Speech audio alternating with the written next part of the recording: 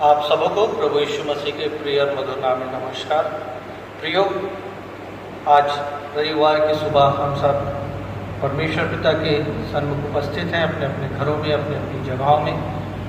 और प्रियो, निश्चित तौर पर हम कई बार दुखित भी होते हैं कि हम परमेश्वर के भवन में उपस्थित नहीं हो सकते हैं कि उसकी आराधना हम कर सकें। हालांकि हम लोग यहाँ इस समय गिनती में 3-4 जन यहाँ पर उपस्थित हैं, लेकिन प्रियो, आप लोग इस बात के लिए वास्तव में आप लोग उदास होते होंगे कि आप लोग परमेश्वर यहोवा के भवन में उपस्थित नहीं हो सकते हैं। अनिहाओ प्रियो, ये एक समय है, ये संकट का समय है और मुझको और आपको अपने विश्वास पे स्थिर और दृढ़ रहना है। प्रियो, अभी ये थर्सडे के पेपर को मैं पढ़ रहा था नवभारत में, तो उसमें एक न्यूज़ बहुत भयंकर मुझको पता चला।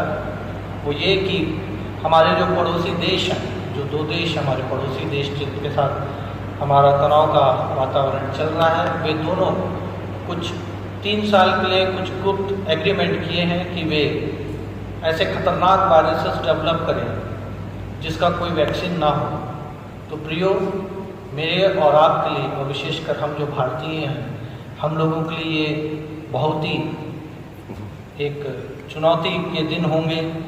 हो सकता है ये दिन और अधिक खराब होते जाएं, और ऐसे समय में प्रियो, हम अपने विश्वास में दृढ़ रहें, मजबूत रहें, परमेश्वर यहोवा पर विश्वास करें कि जो भी परिस्थिति हो हम तैयार रह सकें।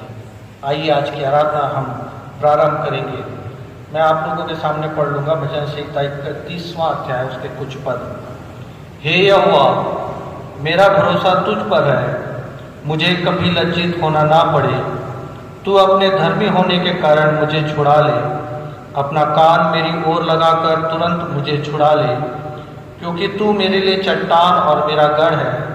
इसलिए अपने नाम के निमित्त मेरी अगुवाई कर और मुझे आगे ले चल। मैं अपनी आत्मा को तेरे ही हाथों में सौंप देता हूँ। आइए प्रार्थना में सर को झुकाएं। जीवित समर्थी परमेश्वर पिता, प्रभु यीशु मसीह नासरी के नाम से आपके चरणों के पास आते हैं। हृदय से धन्यवाद देते हैं प्रभु जी सुंदर सुबह के लिए, जिसमें आपने हमें जीवितों के मध्य में रखा प्रभु। और प्रभु, हमें इस योग बनाया पिता कि हम अपने अपने स्थानों में, अपने अपने घरों में, अपनी अपनी जगह में प्रभु जी आपके नाम की स्तुति महिमा तारीफ इस सुंदर सुबह के समय कर सकते हैं प्रभु। प्रभु जी, हम आपसे विनती करते हैं पिता, हम जबकि ऑनलाइन के माध्यम से प्रभु इस आराधना में शामिल होते हैं, हमारा गीतों का गाना, वचन का पढ़ना, आपसे दुआ करना पिता, और वचन का प्रचारा जाना, इन सब बातों के द्वारा सिर्फ और सिर्फ आपके नाम की महिमा होने पाए। इस पूरी आराधना को अपनी सामर्थ्य से परिपूर्ण रखिए पिता, कि हम प्रभु जी आपकी महिमा, स्तुति, आत्मा सच्चाई से कर सकें।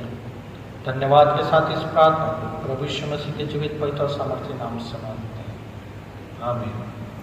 आइए प्रियो, प्रारंभ में हम 2 गीत गा लेंगे। सर्वप्रथम हम निकालेंगे गीत का नंबर 200, यहोवा चरवाहा मेरा, कोई घटी मुझे नहीं है। उसके पश्चात हम निकालेंगे गीत का नंबर 160, देखो देखो कोई आ रहा है। आइए इस गीत को गाएंगे, यहोवा चरवाहा मेरा, कोई घटी मुझे नहीं है। अपने विश्वास को हम दृढ़ करें। यहोवा चरवाहा मेरा, कोई घटी मुझे नहीं है। हरी चराइयों में मुझे प्रेम से चराता वो है। यहोवा चरवाहा मेरा, कोई घटी मुझे नहीं है। हरी चराइयों में मुझे प्रेम से चराता वो है। मृत्यु के अंधकार में मैं जो जाता हूँ, प्रभु यीशु करुणा से तसल्ली मुझे देता है। अंधकार में मैं जो जा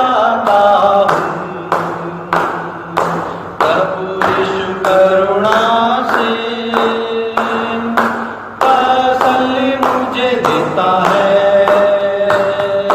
यहोवा चरवाहा मेरा, कोई घटी मुझे नहीं है। हरी चराइयों में मुझे प्रेम से चराता वो है, शत्रुओं के सामने वे जो बिछाता है।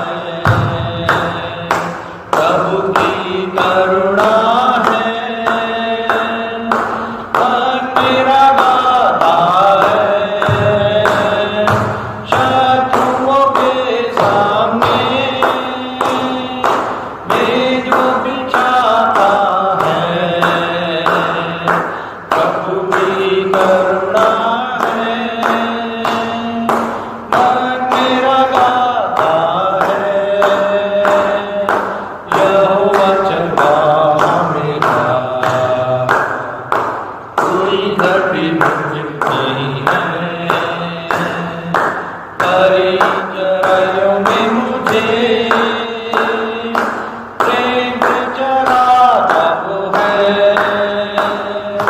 सिर पर रखने वाला है, अभिषेक मेरा किया है। दिल मेरा भर गया है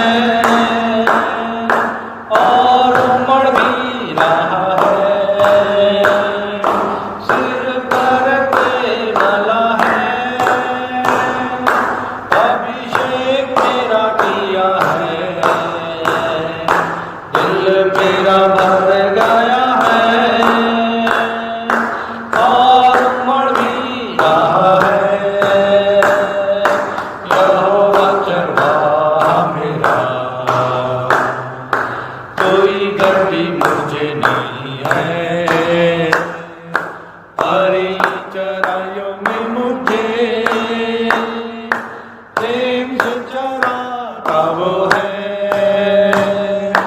सदा प्रभु घर में निवास मैं करूँगा। करुणा भलाई उसकी आनंदित होके गाऊंगा। सदा प्रभु घर में निवास मैं करूँगा। करुणा भलाई उसकी आनंदित होके गाऊंगा। यहोवा चरवाहा मेरा, कोई घटी मुझे नहीं है। हरी चराइयों में मुझे प्रेम से चराता वो है। यहाँ लिखा है प्रियो सर्वदा प्रभु घर में निवास मैं करूँगा।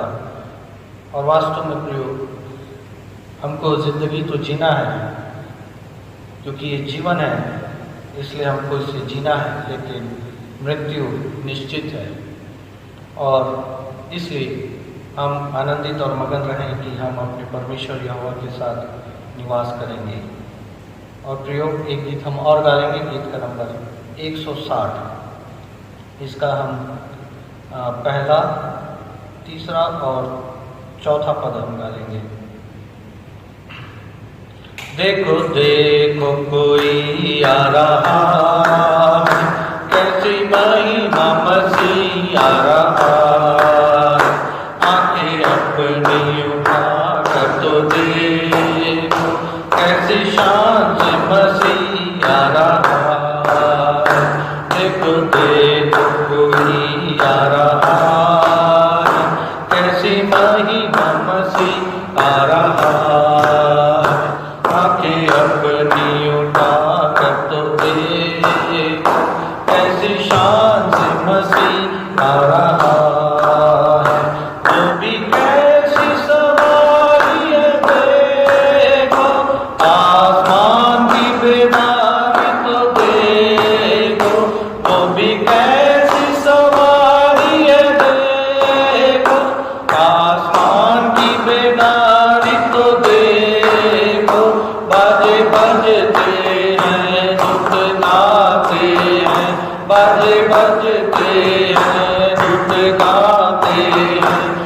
के दुल्हा चला रहा, देखो देखो कोई आ रहा, कैसी महिमा मसीह आ रहा। आंखें अपनी उठा कर तो देखो, कैसी शान से मसीह आ रहा। यह दुनिया हमारी मिटेगी, एक नई दुनिया फिर से बनेगी। यह दुनिया हमारी मिटेगी, एक नई दुनिया फिर से बनेगी। सब नया होगा, जग नया होगा, सब नया होगा, जग नया होगा। राज्य करने मसीह आ रहा, देखो देखो कोई आ रहा, कैसी महिमा मसीह आ रहा। आंखें अपनी उठा कर तो देखो, शान से मसीह आ रहा। अब नहीं है वो कांटों का मुंह, वो तो पहने है महिमा का मुंह। अब नहीं है वो कांटों का मुंह, वो तो पहने है महिमा का मुंह। कैसी प्यारी दुल्हन जो श्रृंगारी हुई, कैसी प्यारी दुल्हन जो श्रृंगारी हुई, जिसको लेने मसीह आ रहा। देखो देखो कोई आ रहा, ऐसी महिमा मसीह आ रहा। आंखें अपनी उठा कर तो देखो, ऐसी शान से मसीह आ रहा। देखो देखो कोई आ रहा, ऐसी महिमा मसीह आ रहा। आंखें अपनी उठा कर तो देखो, ऐसी शान से मसीह आ रहा। इन गीतों के द्वारा परमेश्वर के बड़े नाम की महिमा होने पाए। आइए प्रियो, हम सब उत्तरवादी पाठ पढ़ने में सहभागी हुए। हम सब निकालेंगे उत्तरवादी पाठ क्रमांक 24, आत्मिक सेवा, जो कि पाया जाता है रोमियो 12, 1 से 2, तत्पश्चात 9 से 21 तक। इसे हम सब एक साथ पढ़ लेंगे। उत्तरवादी पाठ के रूप में है ये हालांकि, लेकिन हम इसे सामूहिक पठन के रूप में पढ़ लेंगे। इसलिए हे भाइयों, मैं तुमसे परमेश्वर की दया स्मरण दिलाकर विनती करता हूँ कि अपने शरीरों को जीवित और पवित्र और परमेश्वर को भाता हुआ बलिदान करके चढ़ाओ, यही तुम्हारी आत्मिक सेवा है। और इस संसार के सदृश ना बनो, परंतु तुम्हारी बुद्धि के नए हो जाने से तुम्हारा चाल चलन भी बदलता जाए, जिससे तुम परमेश्वर की भली और भाव की और सिद्ध इच्छा अनुभव से मालूम करते रहो। प्रेम निष्कपट हो, बुराई से घृणा करो, भलाई में लगे रहो।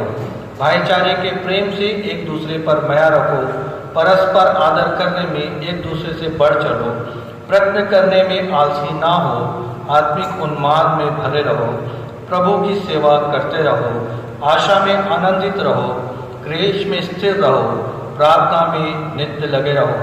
पवित्र लोगों को जो कुछ अवश्य हो उसमें उनकी सहायता करो, पहुनाई करने में लगे रहो। अपने सताने वालों को आशीष दो, श्राप ना दो। आनंद करने वालों के साथ आनंद करो और रोने वालों के साथ रो। आपस में एक सा मन रखो, अभिमानी ना हो, पर तीनों के साथ संगति रखो।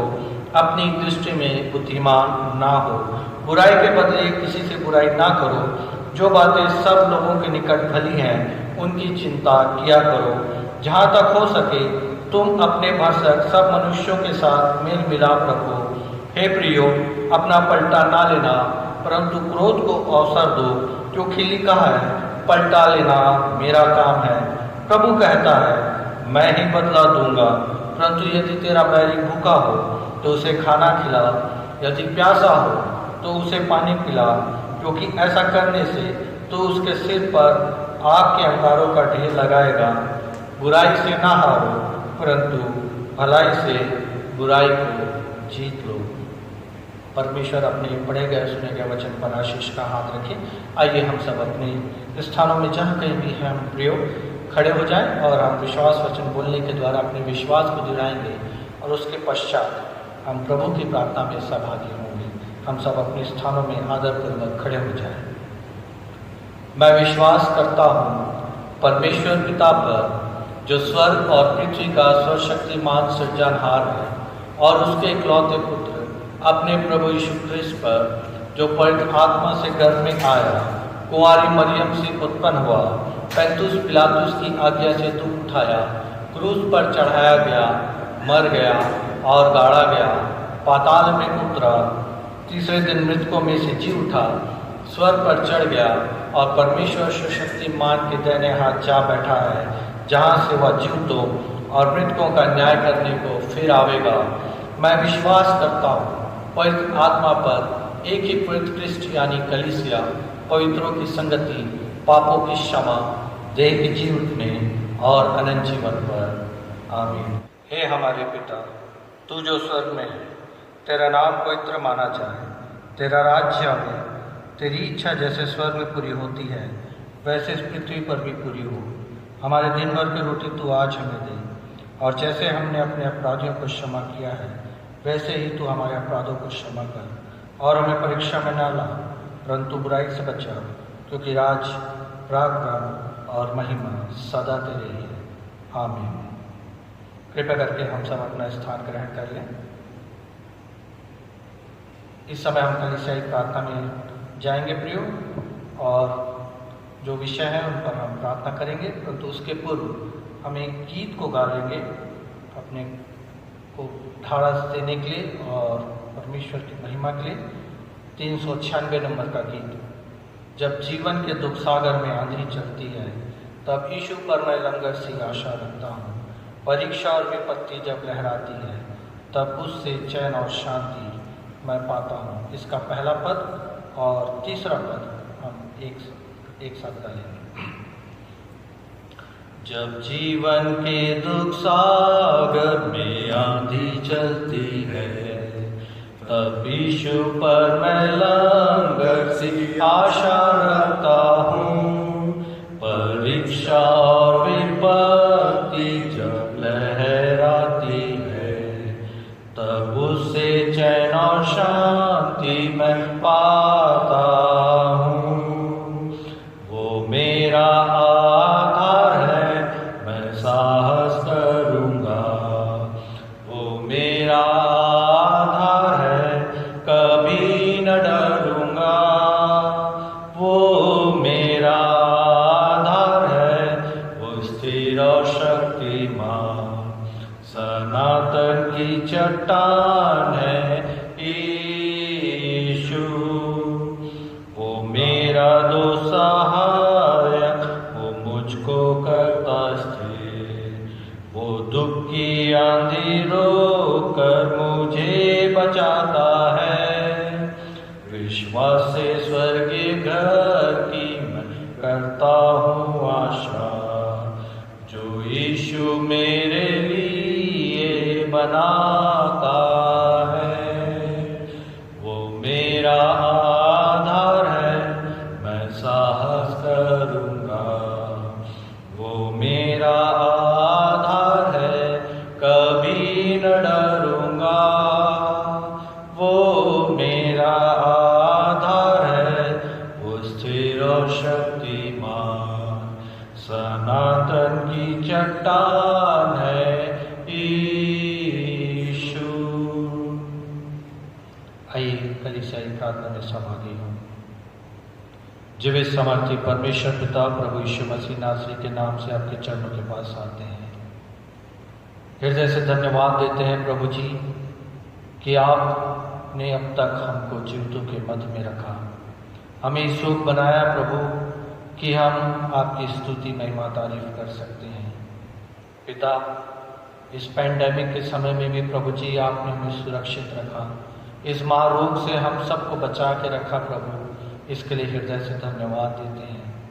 मैं अपनी कलीसिया के प्रत्येक सदस्य को आपके चरणों के पास लाता हूँ प्रभु, प्रत्येक की सुरक्षा के लिए आपसे विनती करता हूँ पिता, आपका आशीष भरा हाथ सबके जीवनों पर बना रहे, हर कोई प्रभु जी आपके पांजर के आड़ में अपना जीवन व्यतीत करने पाए प्रभु, और आपके वचन के अनुसार अपना जीवन को व्यतीत करते हुए प्रभु जी सुरक्षित रह सके। मैं विनती करता हूँ अपने पासवान पास्टर विकास डैनियल के प्रभु जी, जो कि एक जवान है प्रभु, और इस जवानी की अवस्था में उनके ऊपर एक बड़ी कलीसिया का बोझ है, और प्रभु जी वे बड़ी ईमानदारी के साथ अपने कार्य को कर रहे हैं पिता। प्रभु जी इस जवानी के समय में उन्होंने आपको अपना अगुआ, अपना मुक्तिदाता मान करके इस कलीसिया की अगुवाई करने के लिए उपस्थित हैं। धन्यवाद देता हूँ उनके जीवन के लिए प्रभु, तमाम आशीषें जो उनके जीवन के लिए उपयुक्त है प्रभु जी आपकी ओर से उनको बहुतायत से दी जा सकें, और प्रभु जी वे सदैव आपके वचन में बढ़ते जाएं प्रभु जी, नई नई बातें वे सीख सकें प्रभु जी, और आप अपने लोगों को वे अच्छी रोटी से, अच्छे मन्ना से तृप्त कर सकें प्रभु, उस स्वर्गीय मन्ना को खिला सकें जिसके द्वारा प्रभु जी मनुष्य आनंदित होता है और आशीषित होता है, हमारी कलीसिया आशीषित हो सके। उनके वचन को जितने लोग देखते हैं, सुनते हैं प्रभु, वे सब आशीषित और आनंदित हो सके। उनके परिवार पर अपनी आशीष का हाथ रखें प्रभु जी, उनके माता पिता पर आशीष का हाथ रखें प्रभु, उनकी कमाई पर अपनी आशीष का हाथ रखें पिता। विशेष करके प्रभु जी जबकि उनका संपूर्ण घराना इस समय शोक की स्थिति में है प्रभु, जबकि उनके बीच से उनका एक प्रिय भाई आपने बुला लिया गया प्रभु जी, और प्रभु जी जबकि वो जवान था और प्रभु जी आकस्मिक उसकी मृत्यु हुई प्रभु जी, सारा परिवार इस बात से शोकित है, और हम सब भी प्रभु जी दुखित हैं प्रभु कि अचानक ऐसे कैसे हो गया। परंतु पिता हम सब आपके सामने अपने सरों को झुकाते हैं प्रभु, और उस परिवार के लिए प्रभु जी, डैनियल परिवार के लिए, उस जवान के माता पिता और उसके रिश्तेदारों के लिए विनती करते हैं प्रभु जी, उन्हें अपनी असीम शांति से भर दीजिए। हम तो वो शांति नहीं दे सकते प्रभु, हम जरूर उनसे सहानुभूति की बातें कर सकते हैं, लेकिन वो शांति जो मनुष्य के समझ से परे है वो सिर्फ और सिर्फ आप दे सकते हैं पिता। उस परिवार को प्रभु जी अपने अनुग्रहकारी हाथों में थामे रहें प्रभु, और अपनी आशीष से उन्हें परिपूर्ण करें पिता। विनती करते हैं प्रभु जी अपनी कलीसिया के छोटे बच्चों के लिए, जो कि प्रभु जी इस समय ऑनलाइन क्लासेस के द्वारा अपना अध्ययन कर रहे हैं पिता। हर प्रकार की परेशानी और तकलीफें उनके जीवनों में आ रही है प्रभु जी, क्योंकि प्रभु जी ऑनलाइन पढ़ाई करना उनके लिए भी एक चैलेंज है प्रभु जी। परंतु प्रभु जी जबकि इस ऑनलाइन के द्वारा प्रभु जी वे अपने एग्ज़ाम्स भी दे रहे हैं पिता, उन सब पर अपनी आशीष का हाथ रखें, अपनी ज्ञान बुद्धि से परिपूर्ण रखें प्रभु जी, कि वे जो भी सीखते हैं प्रभु जी उससे एक कदम आगे वे सीख सकें प्रभु, ताकि प्रभु जी अच्छे नंबरों से वे पास हो सके, अपनी परीक्षा अच्छी तरीके से दे सके। जवानों के लिए विनती करता हूँ प्रभु जी, जो कि प्रभु जी अपनी पढ़ाई लिखाई कर रहे हैं, अपनी सर्विस कर रहे हैं प्रभु जी, उन सब पर अपनी आशीष का हाथ रखिए, अपनी सुरक्षा के बारे में रखिए प्रभु जी, ज्ञान बुद्धि से उन्हें परिपूर्ण रखिए प्रभु जी, कि वे अपनी पढ़ाई लिखाई अच्छी तरीके से कर सकें। जब नौकरी करते हैं प्रभु जी हर प्रकार की सुरक्षा उन्हें प्रदान कीजिए प्रभु। अपनी कलीसिया के प्रत्येक सदस्य को आपके चरणों के पास लाता हूँ पिता, और आपसे विनती करता हूँ प्रभु हर कोई आप में सुरक्षित रह सके, इस बीमारी से, महामारी से बचा रह सके, प्रत्येक की कमाई पर आपकी आशीष का हाथ होने पाए, कोई भी सदस्य प्रभु जी किसी प्रकार से भी आर्थिक तंगी की स्थिति में ना होने पाए प्रभु जी, ऐसी आशीष दीजिए कि हर कोई प्रभु जी भरपूरी का जीवन जी सके, और ना सिर्फ स्वयं के लिए परंतु दूसरों की भी मदद करने के लिए आगे बढ़ सके प्रभु जी, और इस कार्य के द्वारा प्रभु जी हम सब आपके प्रेम को प्रदर्शित कर सके प्रभु। जो बुजुर्ग हैं उन पर अपनी आशीष का हाथ रखिए। बुजुर्ग की अवस्था में प्रभु जी नाना प्रकार की बीमारी और तकलीफ़ें उनके शरीरों में आती हैं प्रभु जी, ऐसे समय में उनके शरीरों पर अपनी शक्ति और सामर्थ्य के द्वारा प्रभु जी एक सबल प्रदान कीजिए पिता, कि वे सब खड़े हो सके प्रभु जी, अपनी दिनचर्या के कार्यों को पूरी ताकत के साथ कर सके प्रभु, और आपकी महिमा करते हुए अपने जीवन को व्यतीत कर सके। हम तमाम बीमारों को आपके चरणों के पास लाते हैं, जिनके नाम पिछले दिनों लिए गए हैं प्रभु जी, और जो बीमारी की अवस्था में है प्रभु जी, अपने बिस्तरों में है, प्रत्येक पर प्रभु जी आपकी चंगाई भरा हाथ होने पाए, अपने अनुग्रह की दृष्टि उन पर बनाए रखें प्रभु जी। और ऐसे समय में जबकि उनके शरीर में तकलीफ है प्रभु जी, हम आपसे विनती करते हैं स्वामी, आपका चंगाकारी हाथ उनके शरीरों पर होने पाए प्रभु, ताकि वे भले चंगे स्वस्थ हो सके और प्रभु जी आपकी महिमा करने के लिए प्रभु जी आपके भवन में उपस्थित रहने के लिए योग्य हो सके प्रभु जी, कि जब हम इकट्ठे हों तो वे भी हमारे साथ प्रभु जी आपकी महिमा कर सके और हम सब प्रभु जी आपकी स्तुति महिमा तारीफ कर सके प्रभु जी। हम विनती करते हैं प्रभु जी आज के वचन के प्रचार के लिए डिकन भाई सतीश महतो को अपनी सामर्थ्य से, अपनी ज्ञान बुद्धि से परिपूर्ण रखिए। जो वचन आपने दिया है उसमें भी आगे बढ़ते जाएं प्रभु जी, और हम सब के लिए प्रभु जी वे अच्छा भोजन लेके आ सके पिता, ताकि हम उसे खाकर तृप्त हो सकें और आपकी महिमा करते अपने जीवन को व्यतीत कर सकें। तमाम लोगों के लिए प्रभु जी जो विश्वासी हैं प्रभु जी, और इन दिनों में प्रभु जी अपनी अपनी जगहों में रह करके आपकी महिमा कर रहे हैं प्रभु जी, आपकी आराधना कर रहे हैं, प्रत्येक पर अपनी आशीष का हाथ रखिए। अगर कोई प्रचारक या कोई भाई या कोई पास्टर प्रभु जी इस समय मुसीबत की अवस्था में है प्रभु जी, तकलीफ की अवस्था में प्रभु जी, हम तो नहीं जानते लेकिन आप सब बातों को जानते हैं प्रभु, उनके लिए उपाय कीजिए पिता, कि हम प्रभु जी उन तक पहुंच सके और उनकी मदद कर सके, या कोई और विश्वासी उन तक पहुंच के उनकी मदद कर सके प्रभु जी। तमाम लोगों के लिए प्रभु जी जो कि हमारे शहर से अलग हैं प्रभु जी, दूर रह रहे हैं और अपनी कार्यों को कर रहे हैं, अपनी सेवाओं को कर रहे हैं प्रभु जी, उनके लिए भी विनती करते हैं, चाहे वो इस देश में हो चाहे विदेश में हो प्रभु जी, आप में सुरक्षित रह सके, उन पर आशीष का हाथ रखिए। तमाम उन लोगों के लिए जो कि मेडिकल से संबंधित हैं प्रभु जी, अपनी सामर्थ्य से, अपना चंगाकारी हाथ से उन्हें परिपूर्ण करें पिता, जब भी वे सेवा का कार्य कर रहे हैं प्रभु जी, इन सब कार्यों के द्वारा सिर्फ और सिर्फ आपको महिमा देते हुए और आपको स्मरण करते हुए अपनी सेवा के कार्यों को कर सकें। तमाम बातों के लिए हृदय से धन्यवाद देते हुए इस प्रार्थना को बड़े विश्वास के साथ आपके प्रिय प्रभु यीशु मसीह के जीवित पवित्र और समर्थी नाम से मांगते हैं, आमीन। प्रियो, ये अवसर होगा डिकन भाई सतीश महतो को कि वे यहाँ आए और परमेश्वर का संदेश हम सबों के साथ बांटें। वे वचन के पठन में भी अगुवाई करेंगे और उसके पश्चात वे वचन का प्रचार में भी हमारी मदद करेंगे। आप सबों को प्रभु यीशु मसीह के नाम में मेरा नमस्कार। पिता परमेश्वर और उसके पुत्र प्रभु यीशु मसीह का अनुग्रह और शांति आप सबों को मिलती रहे। आज के इस ऑनलाइन संदेश में मेरा विषय जो है वो आत्मिक जीवन और उद्धार पर है। How many of you have thought about spiritual life? कितनों ने अपने आत्मिक जीवन के बारे में सोचा है, गंभीरता से मनन किया है?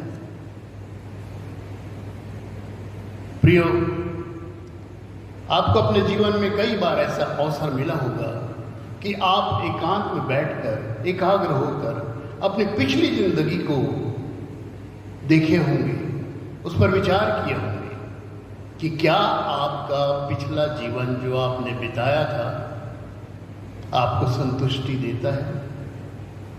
क्या आप उससे संतुष्ट हैं? क्या आपने अपने कर्तव्यों का निवाह सही ढंग से किया है?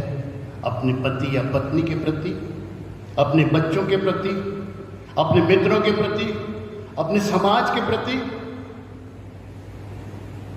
और जब आप ये चीजें सोचेंगे तो क्या आपको ऐसा लगता है कि आपने जो किया वो सही किया? आप संतुष्ट हैं?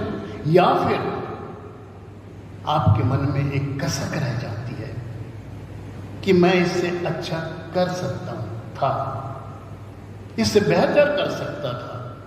और अक्सर ऐसा तब होता है प्रभु जब कोई हमारा प्रियजन हमसे बिछड़ जाता है और हम उसको याद करते हैं, तब हम सोचते हैं कि नहीं, मैं शायद इन्हें और अच्छे से इनकी देखभाल कर सकता था, मैं शायद इनकी और अच्छे से बीमारी में किसी अच्छे अस्पताल में ले जाके उनको दिखा सकता था, और वो प्रियजन जो आज छूट गया है मेरी लापरवाही के कारण समय से पहले चला गया।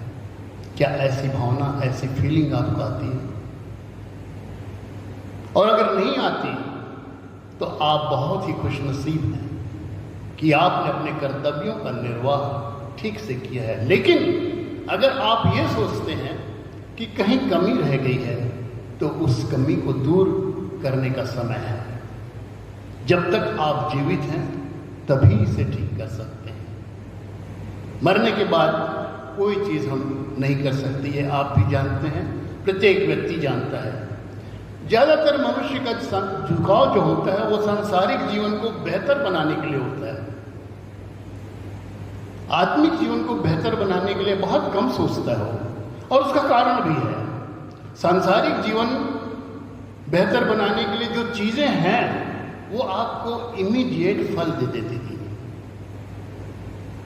जैसे कि सांसारिक जीवन को बेहतर बनाना है, आपने एक लग्जरी कार खरीदी, आप पैसा दिया और उस कार को ले आते हैं और उसका सुख आपको उसी समय मिल जाता है। आप उसमें बैठ सकते हैं, उसके एसी की ठंडी हवा को महसूस कर सकते हैं, वो जो स्पेस मिलता है आपको उसमें बैठने का, लेटने का, उसका उपयोग कर सकते हैं।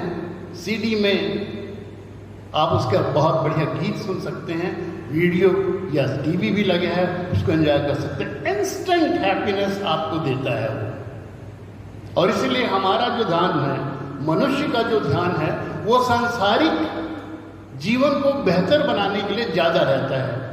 जबकि इसके विपरीत जब हम स्पिरिचुअल लाइफ जीते हैं, आत्मिक जीवन जीते हैं, तो उसका जो फल है वो हमें उसी वक्त नहीं मिलता।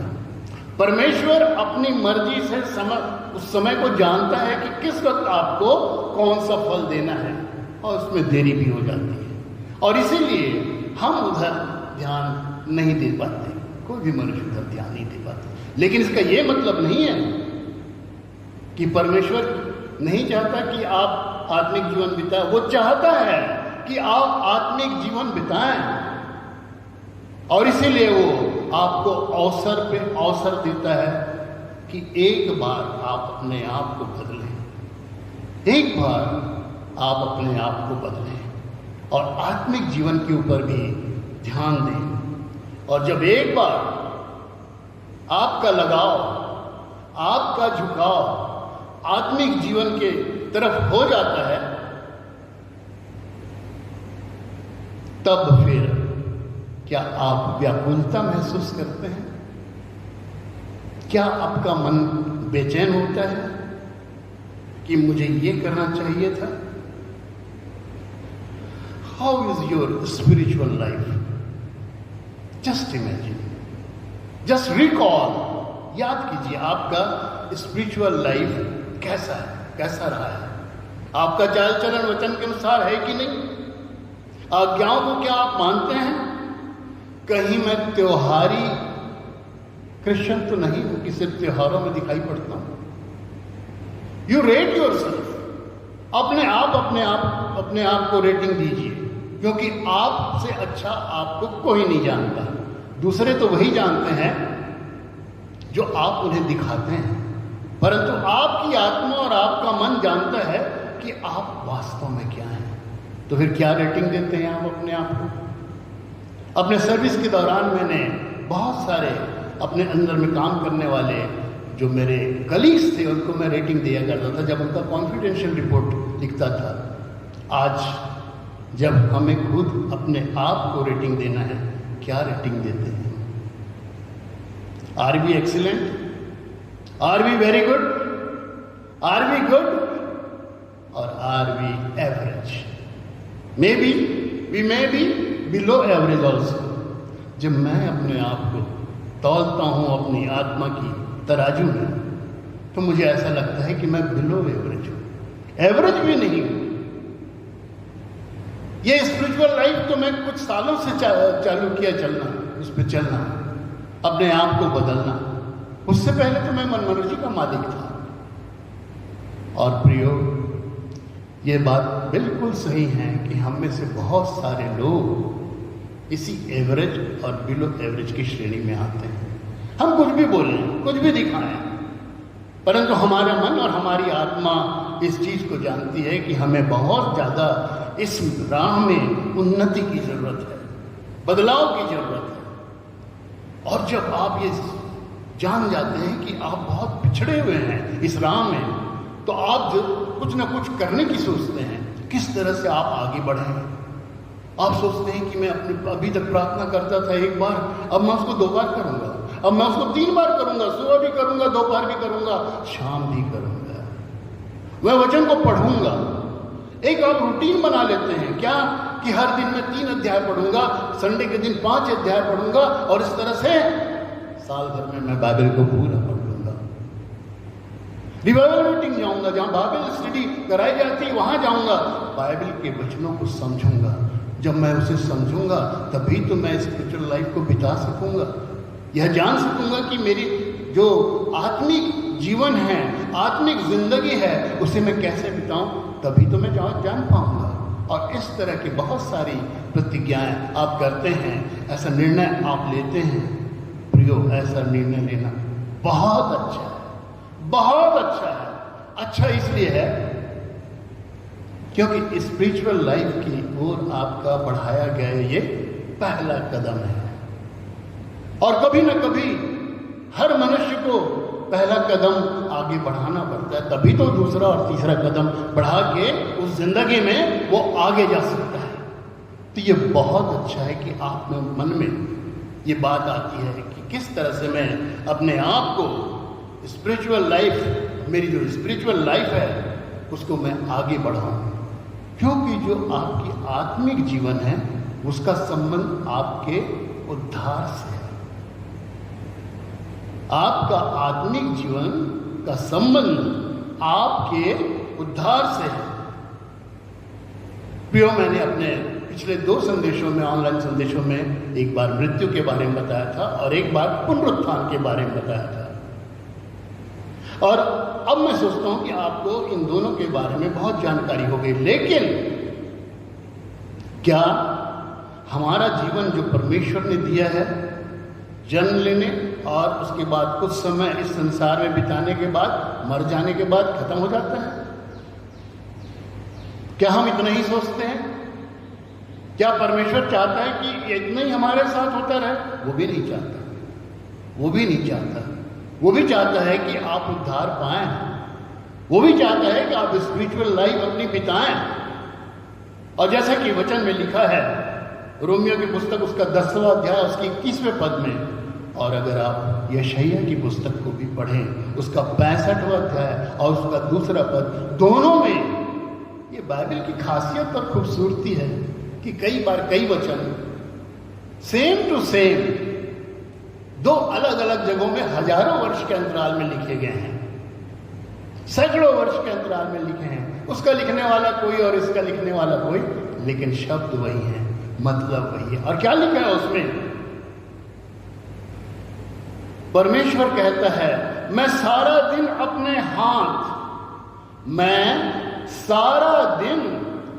हाथ एक आज्ञा न मानने वाली और विवाद करने वाली प्रजा की ओर पसारे रहा। वो हाथ फैलाया रहा सारा दिन, और ये दिन उसका भी खत्म नहीं होते प्रियो, एक दिन में खत्म नहीं होता। आज भी पहले वो इस्राएलियों के लिए अपने हाथ पसारे रहता था क्योंकि वो उसके लोग थे। आज सभी लोग उसमें जुड़ गए, अन्य जाति भी जुड़ गए, उद्धार सभी के लिए खुला हुआ है, लेकिन आज भी वो अपने हाथ पसारे रहता है। क्या जरूरत है सर्वशक्तिमान हमारे सृजनहार को अपना हाथ भिखमंगों की तरह आपके सामने पसारे रहने की? इसलिए कि वो चाहता है कि आप उद्धार पाए, परमेश्वर के करीब जाएं, उसकी आज्ञाओं को माने और उस पर चलने लगे। और इसीलिए वो सारा दिन विवाद करने वाली, आज्ञा न मानने वाली मनुष्य जाति के सामने अपने हाथों को फैलाया रहता है प्रभु की कोई तो उसके पास आएगा। और प्रियो, ये हम जब तक जीवित हैं तभी तक कर सकते हैं। प्रत्येक मनुष्य को उद्धार पाना आवश्यक है। और इसके लिए हमें आत्मिक जीवन बिताना भी आवश्यक है। तो ये जानना आवश्यक है हमारे लिए कि उद्धार क्या है। क्या है उद्धार? हम बहुत सारे ऐसे टर्मिनोलॉजी यूज करते हैं जब बात करते हैं। तो कई बार हम बात करते हैं सुसमाचार, सुसमाचार का प्रचार करो। लेकिन सुसमाचार प्रचार करना है तो किस बात का प्रचार करें? सुसमाचार का प्रचार करने से अगर आप बोलोगे इतना ही तो सामने वाले क्या समझेगा उसको? सुसमाचार। लेकिन सुसमाचार है क्या? तो सुसमाचार क्या है ये पहले आपको बताना पड़ेगा, और उसी तरह से उद्धार क्या है ये पहले आपको जानना पड़ेगा। बाइबल के अनुसार उद्धार जो है उसका मतलब है क्या? मतलब बताइए आप, क्या मतलब? आप क्या समझते हैं? उद्धार का मतलब है छुटकारा पाना। उद्धार का मतलब है बचाया जाना, बचाया जाना। प्रियो, जब हम पुराने नियम को देखते हैं तो उद्धार बहुत सारे शब्दों का अर्थ लेके अपने संग आता है। उद्धार का मतलब बहुत सारे शब्दों को अपने संग लेके आता है, जैसे बीमारी से बचाना, भूकंप से बचाना, भूखमरी से बचाना। सबसे बड़ा उदाहरण तो मिस्रियों के गुलामी से इसराइलियों को बचाना। ये उद्धार था उनका। परमेश्वर ने गुलामी से उनका उद्धार किया। तो पुराना नियम बहुत सारी चीजों को लेके चलता है। सांसारिक छुटकारा तो है ही, लेकिन वो पुराना नियम हमें आत्मिक छुटकारे की भी बात करता है। जब हम यशायाह की 43वें अध्याय के 11वें पद को पढ़ते हैं तो उसमें लिखा है, मैं ही यहोवा हूं और मुझे छोड़कर कोई उद्धार करता नहीं। मैं ही यहोवा हूं और मेरे छोड़ और कोई उद्धार करता नहीं। तुम्हें बचाने वाला और कोई नहीं, तुम्हें छुड़ाने वाला और कोई नहीं, इसलिए तुम्हें मेरे पास आना है। और जब वो कहता है कि उद्धार करता मैं हूं, तो प्रियो डंके की चोट पे कहता है, डर के नहीं कहता। लेकिन जब हम नए नियम में आते हैं तो थोड़ा फर्क आ जाता है। ये जो उद्धार है वो सिमट जाता है पापों से छुटकारे के लिए। और टाइटल जो है, title also transfer to Jesus Christ. पुराने नियम में हम देखते हैं कि यहोवा कहता है कि मैं तुम्हारा उद्धार करता हूं, लेकिन नए नियम में यीशु मसीह आप हम हमारे सामने उद्धारकर्ता के रूप में, जो परमेश्वर का पुत्र हो गया, देह धारण करके यहां पर आया, उसको टाइटल चेंज हो जाता है कि मैं तुम्हारा उद्धार करता हूं। और इसकी गवाही देखिए कई लोगों ने दिया। सबसे पहले तो यूहन्ना बपतिस्मा देने वाले के पिता ने किया, जकरिया ने। क्या कहता है जब वो अपने बेटे के बारे में कहता रहता है? वो कहता है, और तू हे बालक परम प्रधान का भविष्यवक्ता कहलाएगा। ओके, यूहन्ना बपतिस्मा देने वाला जो था वो भविष्यवक्ता कहलाया, क्योंकि तू प्रभु का मार्ग तैयार करने के लिए उसके आगे आगे चलेगा। ये काम भी उसने किया। यशायाह ने भी इसी बात की भविष्यवाणी की थी जंगल में, हाँ आपको याद है ना? और उसके बाद वो आगे कहता है कि उसके लोगों को उद्धार का ज्ञान दे, उद्धार न दे। यूहन्ना जो है बपतिस्मा देने वाला, वो उद्धार का ज्ञान दिया। और क्या ज्ञान दिया? मन फिराओ क्योंकि स्वर्ग का राज निकट है। तो वो इस बात का ज्ञान दिया जो मनुष्य के पापों की क्षमा से प्राप्त होता है। इस बात का उसने ज्ञान दिया मनुष्यों को, उद्धार का, कि तुम उद्धार कैसे प्राप्त कर सकते हो? अपने पापों की क्षमा से। तो क्षमा कैसे होती है? जब हम मन फिराते हैं, पश्चाताप करते हैं। और यही गवाही अगर आप देखेंगे तो स्वर्गदूतों ने तो यीशु मसीह के आने के पहले गड़ियों को भी दे दिया था, बता दिया था कि आज तुम्हारे लिए, हैं, पहले से जो दाऊद के नगर में तुम्हारे लिए एक उद्धारकर्ता जन्मा है, और यही मसीह प्रभु है। बचपन से हम इस बात को सीखते आए हैं। स्वर्गदूतों ने भी गड़रियों को यही चीज कही थी। स्वयं यीशु मसीह यूहन्ना रचित सुसमाचार उसके 3 अध्याय के 17वें पद में कहते हैं, परमेश्वर ने जगत में अपने पुत्र को इसलिए नहीं भेजा कि जगत पर दंड की आज्ञा हो, परंतु इसलिए भेजा कि लोगों को उद्धार दे, कि लोगों को उद्धार दे। तो जो टाइटल है वो चेंज हो गया। अब हमको जो उद्धारकर्ता मिला है वो प्रभु यीशु मसीह है, और यीशु मसीह स्वयं न केवल भविष्यद्वक्ताओं से, नबियों से, परंतु स्वयं भी ये कहता है कि उद्धारकर्ता वही है। तो 2-3 चीजें अब हमें क्लियर हो गई। पहली चीज, उद्धार क्या है? पापों से छुटकारा, पापों से क्षमा। दूसरी चीज, उद्धारकर्ता कौन है? प्रभु यीशु मसीह हमारा उद्धार करता है। और उद्धार क्यों चाहिए? जो पापों से की क्षमा से प्राप्त होता है, क्यों चाहिए हमें?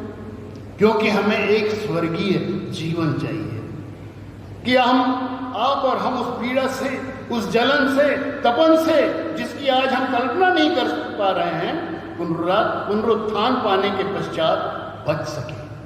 याद कीजिए लाजर को और उस अमीर व्यक्ति को, धनवान व्यक्ति को, एक बूंद पानी के लिए वो तरस रहा था। इससे हमें बचना है, और इसीलिए उद्धार की जरूरत है। तो फिर सवाल ये आता है कि हम उद्धार कैसे प्राप्त करें? क्या तरीका है? कैसे प्राप्त करें? यकीन कीजिए मित्रों, प्रभु मेरी सहायता करे। उद्धार प्राप्त करने के लिए अगर आप बाइबल को पढ़ेंगे तो इतना समय आपको चाहिए उस पर संदेश देने के लिए, उसको पढ़ने के लिए, कि ये 10 या 15 मिनट उसके लिए पूरे नहीं है। इसलिए मैंने कुछ मुख्य बातों को उसमें से निकाल रखा है कि मैं आपके सामने उन बातों को रखूं। और इसके लिए मनुष्य के उत्पत्ति से उद्धार तक आना जरूरी है। तो बड़े शॉर्ट में मैं इस कहानी को आपके सामने लाऊंगा, और ये चीजें आप सबको मालूम हैं, लेकिन सबको एक साथ मिलाकर जब मैं लाऊंगा तो आपको ये ज्यादा अच्छी तरह से समझ आएगा। परमेश्वर ने आदम और हवा को बनाया अपने स्वरूप में, अपने ही रूप में, जैसा वो दिखता है वैसे ही अपीयरेंस में, और दूसरा अपने समानता में बनाया। समानता बहुत बड़ी चीज है।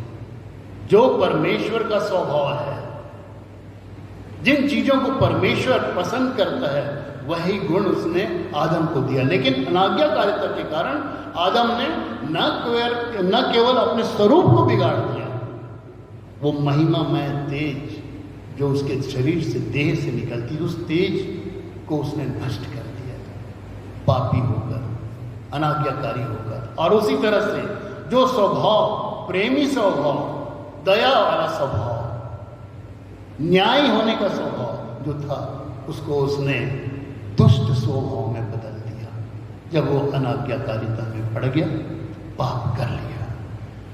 और अब जब इतना परिवर्तन आ गया है, फिजिकली भी और इंटरनली भी मनुष्य में, तो परमेश्वर से संगति कैसे बनाए रख सकता था? परमेश्वर को संगति बनाए रखने के लिए अपनी ही क्वालिटी का व्यक्ति चाहिए, और उसने आदम को प्रारंभ में वैसे ही बनाया था, सारे गुण दे के बनाया था। लेकिन अब वो सारे गुण तो चेंज हो गए, क्योंकि परमेश्वर जब मनुष्य को बनाया था अपनी संगति के लिए बनाया था, और इसीलिए वो हर ठंडे समय में उससे मिलने भी आया करता था। लेकिन अब वो संगति धीरे धीरे खत्म हो गई, धीरे धीरे खत्म हो गई, बात खत्म हुआ, सीधे बात जो चलती थी वो खत्म हो गया। फिर उसने बहुत सारी कोशिश की, परमेश्वर ने, कि मनुष्य को सीधे राह पे लाया, उस पर विपत्तियां लाई, उस पर बीमारी लाई, उस पर भूखमरी लाई, मनुष्य नहीं समझा। अंत में क्रोधित होकर परमेश्वर ने मनुष्य जाति का समूल नाश कर दिया, सिर्फ नूह और उसके घराने को छोड़कर, यह सोचकर कि इनसे जो नई जाति उत्पन्न होगी वो उन सारी पुरानी चीजों को याद करेगी और मेरे भय में अपने जीवन को बिताएगा, परंतु फिर भी ऐसा ना हुआ। मनुष्य फिर पाप में डूबा ही रहा, अपनी इच्छा से जो करना है वो करता रहा। फिर परमेश्वर ने व्यवस्था दी और मनुष्य की सहूलियत के लिए व्यवस्था दी कि वो पाप को पहचान सके और क्या करना है और क्या नहीं करना इसे जान सके। व्यवस्था ही तो हमें पाप का बोध कराती है ना, कि पाप क्या है। जब व्यवस्था आई तो उसने आज्ञा दी और उन आज्ञाओं को मानना, व्यवस्था का पालन करना है। और जब व्यवस्था को हम नहीं मानते तो हम पाप करते हैं। तो उसने व्यवस्था दी, इतना इजी जीवन को बनाने की कोशिश की कि मनुष्य अच्छे से जान सके कि क्या उसे करना है क्या नहीं करना है। और अगर भूले से उसने गलती कर भी दी, पाप कर भी दिया, उसने बलिदान की भी व्यवस्था दी, बलिदान की भी व्यवस्था दी। लेकिन बलिदान जो था प्रियो, मनुष्य को उसके पापों की क्षमा के लिए तो ठीक था, लेकिन उसके विवेक जो आपको बताता है कि क्या अच्छा है और क्या बुरा है, विवेक जो आपको गलत कार्य करने से रोकता है, उसको शुद्ध नहीं कर सका। बकरों का बलिदान, बैलों का बलिदान, हीफर्स का बलिदान, वो आपको पाप की क्षमा तो दिला देता था साल भर के लिए, लेकिन विवेक को शुद्ध नहीं कर पाता था। विवेक में पाप का एक कांटा हमेशा लड़ा रहा और इसी कारण मनुष्य कभी सुधर नहीं पाया। तब मनुष्य के लिए जो पाप में डूबा था और नश्वर शरीर का मालिक था, ये जो शरीर है वो हमारा नश्वर है, नष्ट होने वाला, और हम पाप में डूबे हुए हैं और जिसे मृत्यु का श्राप भी झेलना था। क्यों? क्योंकि पाप की मजबूरी तो मृत्यु है। तो जब हम पाप करते हैं तो हमें मृत्यु को प्राप्त करना है। तो इन सब से छुड़ाने के लिए उसने एक बहुत ही उत्तम मार्ग निकाला, सर्वोत्तम मार्ग निकाला, और वो मार्ग था उद्धार का मार्ग उसने निकाला कि हम उद्धार को प्राप्त करें और फिर से परमेश्वर के या स्वर्गदूतों के समकक्ष हो जाए, और फिर से वो जो संगति चाहता था, जिसे हम प्रकाशित वाक्य में भी पढ़ते हैं कि वो मेरे लोग रहेंगे और मैं उनके बीच में चला फिरा करूंगा। क्या ये दर्शाता है? उसी संगति को दर्शाता है जो आदम के साथ उसकी पाप करने के पहले उसके साथ थी। उसी अवस्था में वो मनुष्य को लाना चाहता है और इसीलिए उसने उद्धार को लाया और अपने पुत्र को उद्धारकर्ता बनाकर भेजा। पुत्र को ही क्यों? यीशु मसीह को ही क्यों उद्धारकर्ता बनाया उसने?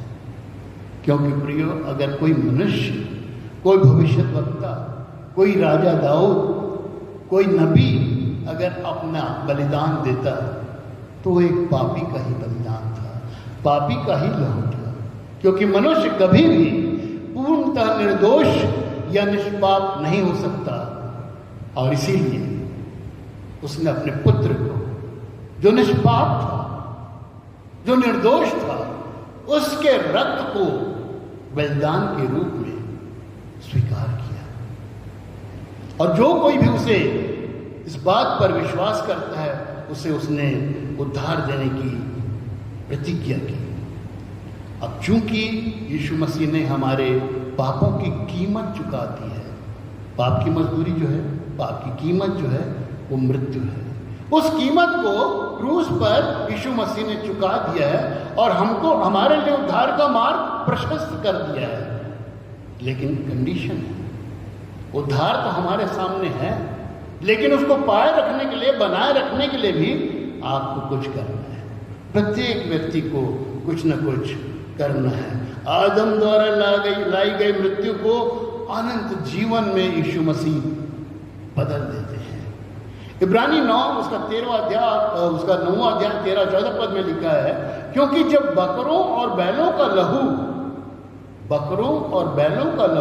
और कलोर की राख, कलोर मतलब बछिया, हीफर, कलोर की राख का अपवित्र लोगों पर छिड़का जाना, बछड़ों और बकरों और हीफर का राख अगर मनुष्य पे छिड़का जाता है तो वो शुद्ध हो जाता है, शरीर को शुद्ध कर देता है।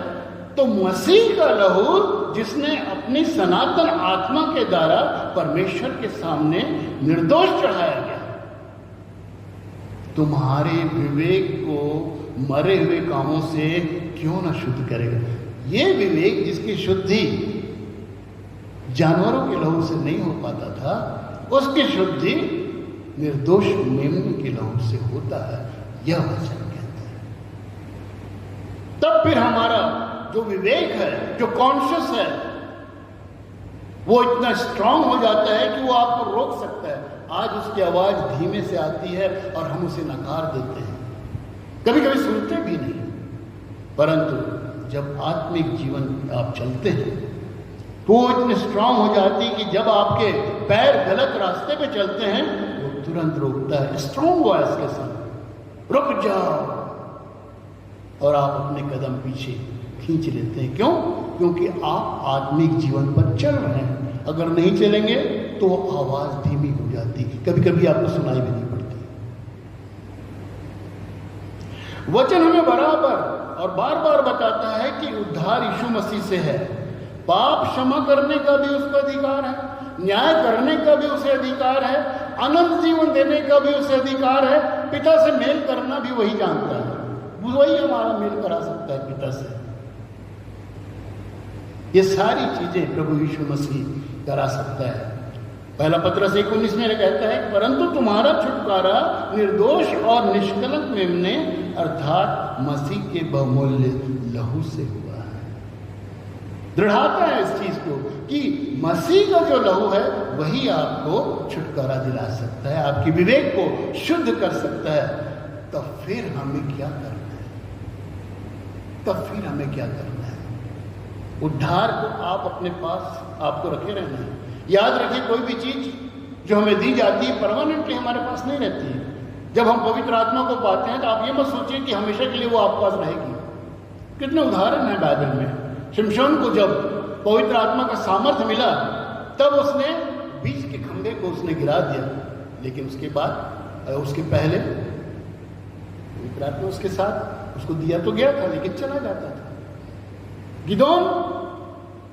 गिदोन जब लड़ाई में गया कितने लोगों को मारा, परंतु क्या वो सामर्थ हमेशा उस पर बनी रही? नहीं बनी।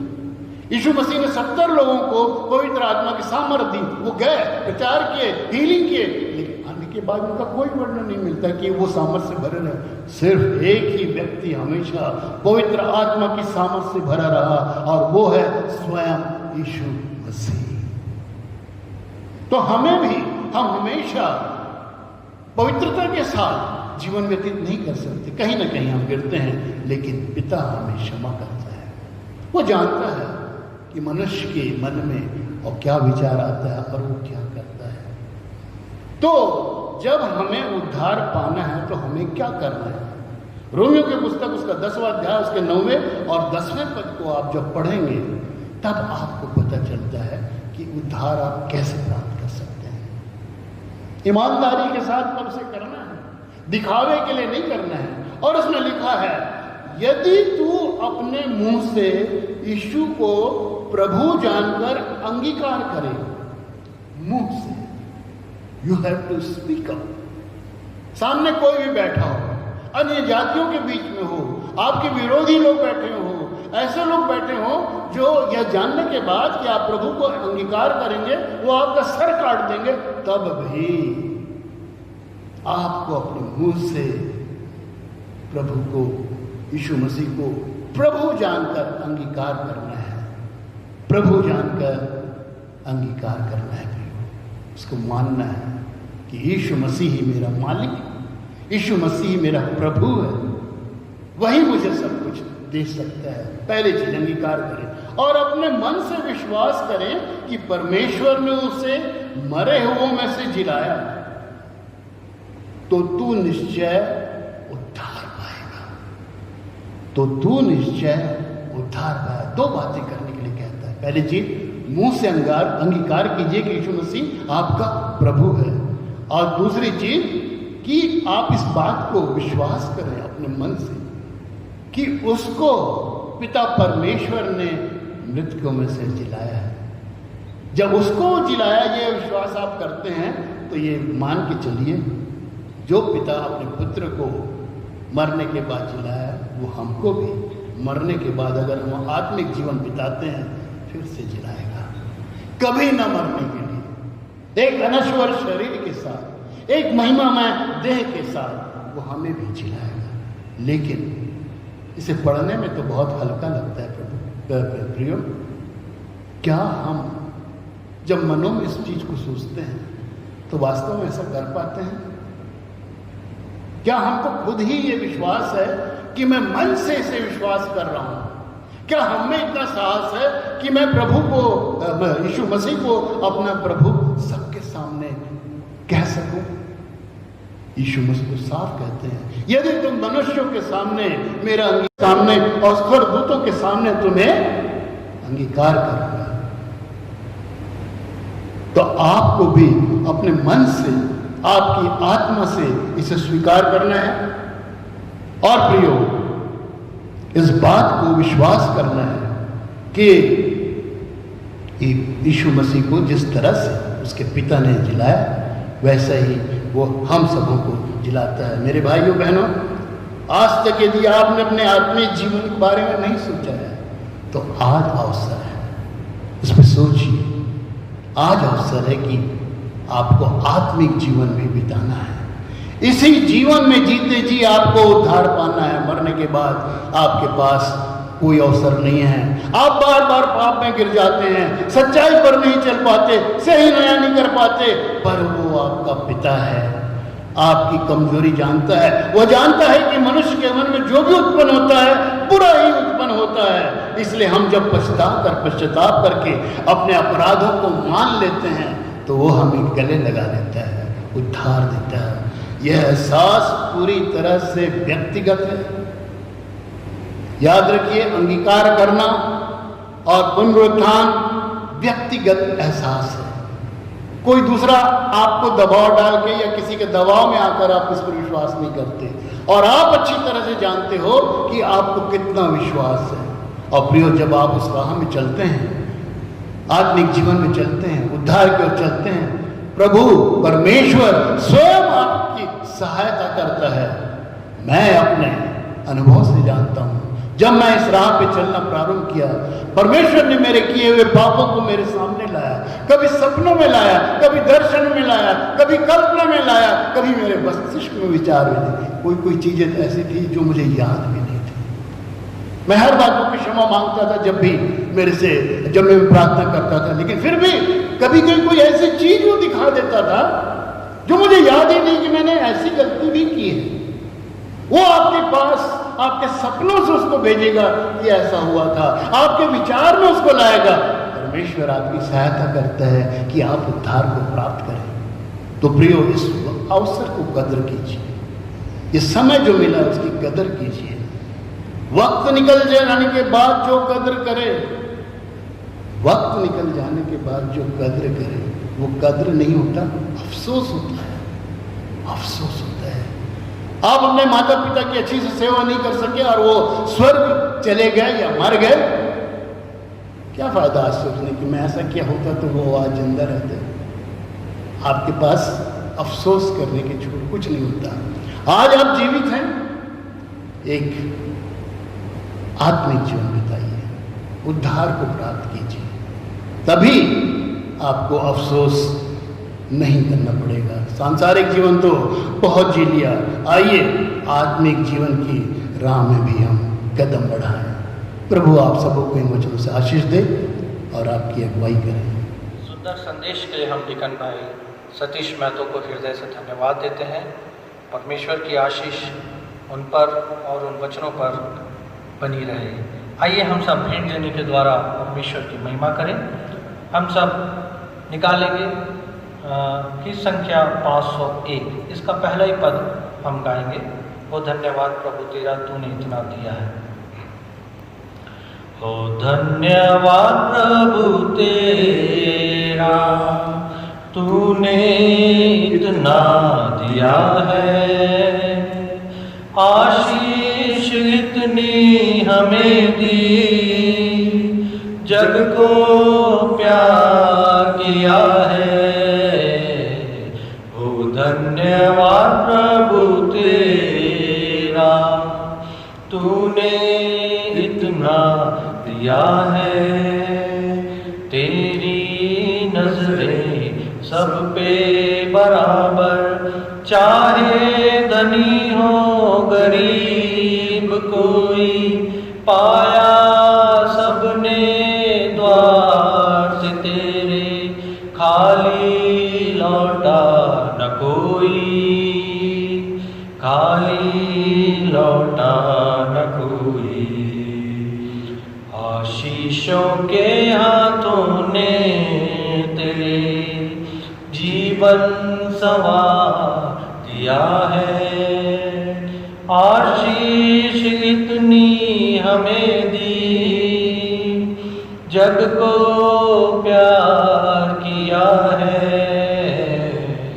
ओ धन्यवाद प्रभु तेरा, तूने इतना दिया है।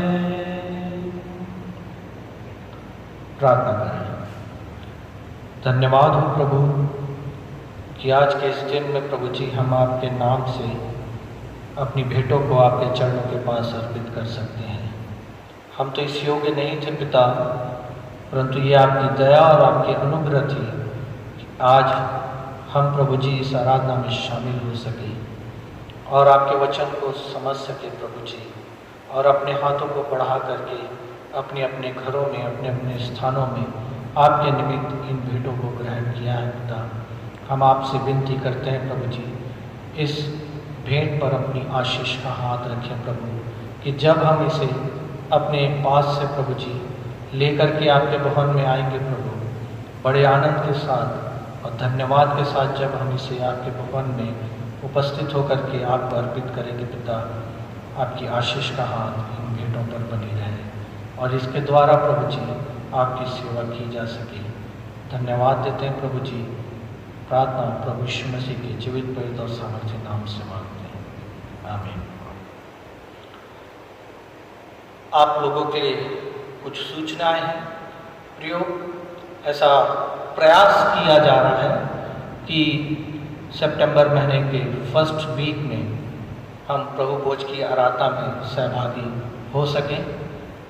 इस विषय में बातचीत की जाएगी पंचायत के सदस्यों के द्वारा, हमारे पास बात के द्वारा से, कि वे पंचायत के सदस्यों से बातचीत करेंगे और जो भी निर्णय निकल के आता है, कोशिश ये की जा रही है प्रियो कि सितंबर फर्स्ट वीक से हम अपनी चर्च की आराधना इस भवन में हम कर सकें। पहली सूचना ये है कि हम प्रभु भोज के लिए कोशिश कर रहे हैं। दूसरी सूचना ये है कि चर्च में जब हम आराधना करना चाहते हैं तो कोशिश ये रहेगी कि हम सितंबर के फर्स्ट वीक से इस कार्य को प्रारंभ कर सकें। और प्रियो, हो सकता है हम इसे पार्ट पार्ट में करें, एक एक घंटे की सर्विस हो, और आप लोग को इसकी सूचना दे दी जाएगी कि आप क्षेत्रवार जिस जिस क्षेत्र के लिए जो जो समय ठहराया जाएगा, आप उस समय पर चर्च में उपस्थित होंगे और आराधना में हम सब सहभागी होंगे।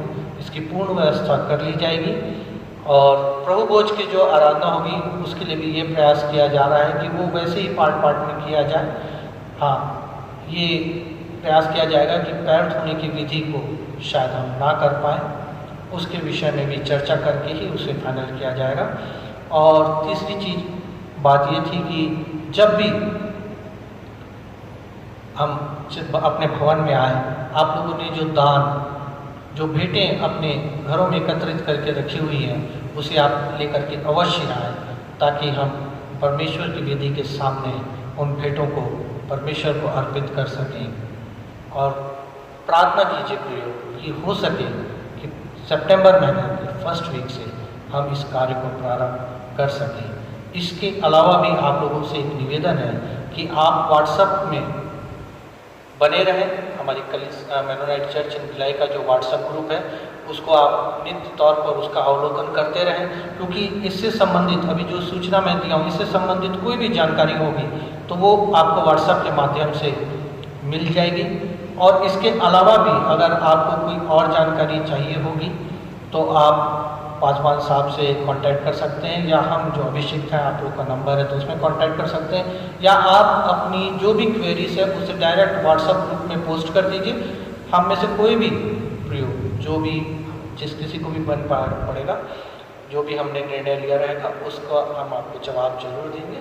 तो कृपया करके प्रार्थना करते रहिए कि सितंबर फर्स्ट वीक से हम परमेश्वर के भवन में उपस्थित हो सकें।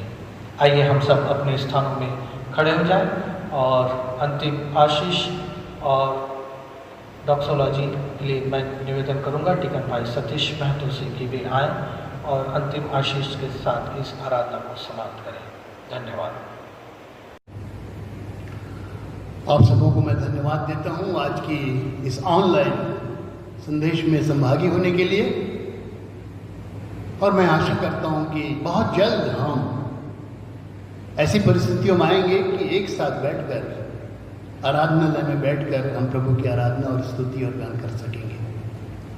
आइए हम प्रार्थना में जाएं और उसके बाद फिर आशीष ग्रहण करें और आज की इस आराधना को समाप्त करें। प्यारे पिता परमेश्वर, धन्यवाद देते हैं प्रभु आज के दिन के लिए। आपने आज का दिन दिखाया प्रभु, ये आपकी मेहरबानी, क्योंकि हम अपने में ऐसा कोई गुण नहीं पाते कि हम अपने जीवन में एक क्षण भी बढ़ा पाए, परंतु आप अवसर पर अवसर देते हैं प्रभु कि हम अपनी आत्मिक उन्नति के लिए आत्मिक जीवन में चल सकें। प्यारे पिता, विनती करते हैं पिछले सप्ताह की आपकी सारी आशीषों के लिए जो आपने हमें दी, और आने वाले दिनों के लिए भी प्रभु आप हमें संभालिए। प्यारे पिता, हम याद करते हैं उन लोगों को जिनको आपने अपने जीवन के नए वर्ष में प्रवेश कराया प्रभु, बेटे समृद्ध को, बेटी एंजल राम को, और प्रभु न जाने कितने लोगों को आपने नए वर्ष में प्रवेश कराया। प्यारे पिता, इन्हें हम आपके हाथों में सौंपते हैं प्रभु, उन्हें अपनी अगुवाई दीजिए। प्यारे पिता, वो अपने आत्मिक जीवन के बारे में भी सोचे, न केवल आत्मिक परंतु संसारिक जीवन के बारे में भी सोचे प्रभु, और अपने कर्तव्यों का निर्वाह कर सके पिता। अपने माता पिता की देखभाल, अपने भाई बहन की देखभाल, अपने दोस्तों, अपने नाते रिश्तेदारों की देखभाल कर सके प्रभु, और निस्वार्थ भाव से प्रभु अपने काम को करते जाए, और साथ ही साथ आपकी आज्ञाओं को भी माने प्रभु और उस पर चलते जाएं। उन लोगों को भी याद करते हैं पिता जिन्होंने अपने विवाह की वर्षगांठ मनाई थी। प्यारे पिता, उन्हें भी आशीषित कीजिए। इतने साल तक वो साथ रहे प्रभु, चाहे लड़े चाहे झगड़े, परंतु प्रभु साथ तो रहे, साथ तो रहे, एक दूसरे की सहायता तो की है। सुख हो या दुख हो प्रभु, चाहे झगड़ते हुए, चाहे लड़ते हुए, चाहे आनंद मनाते हुए, पर साथ तो रहें प्रभु। यही तो आप चाहते थे कि मनुष्य अपनी पत्नी से जुड़ा रहे और आपकी आज्ञा को पूरा करे, फूले फले और संसार में भर जाए, और यही काम तो उन्होंने किया। और इसमें प्रभु आपसे विनती करते हैं आने वाले दिनों में भी उनके साथ रहिए पिता। आपसी समझ को बढ़ाइए प्रभु, आपके मार्ग में, आपके निर्देशन में, आपके वचन के अनुसार वो चले प्रभु, और पिता दूसरों के लिए भी उदाहरण बन सके प्रभु। विनती करते हैं आने वाले दिनों में, विशेष करके अगले सप्ताह के लिए प्रभु, जबकि हमें एक आशा हो चली है कि हम आपके आराधनालय में आकर आपकी आराधना कर सकेंगे, आपके भजनों को गा सकेंगे। हमारे लिए मार्ग प्रशस्त कीजिए प्रभु, मार्ग प्रशस्त कीजिए पिता, कि ऐसा अवसर जो पहले हम करते थे फिर से हमें प्राप्त हो। हमारे पासवान के साथ हुई प्रभु, सेवक भाइयों के साथ हुई है, कलीसिया के एक एक सदस्य के साथ हुई है प्रभु, और होने दीजिए कि सब स्वस्थ रहें शरीर से और उसी तरह से आत्मा से भी स्वस्थ रहें। इस प्रार्थना का आपके पुत्र यीशु मसीह के नाम से मांगते हैं, सुनिए ग्रहण कीजिए, आमीन। आइए हम आशीष ग्रहण करें। और अब हमारे परमेश्वर पिता का प्रेम, प्रभु यीशु मसीह का अनुग्रह और पवित्र आत्मा की संगति और सहभागिता हमें से प्रत्येक के साथ हमेशा हमेशा जीवन पर्यंत बनी रहे, आमीन। पवित्र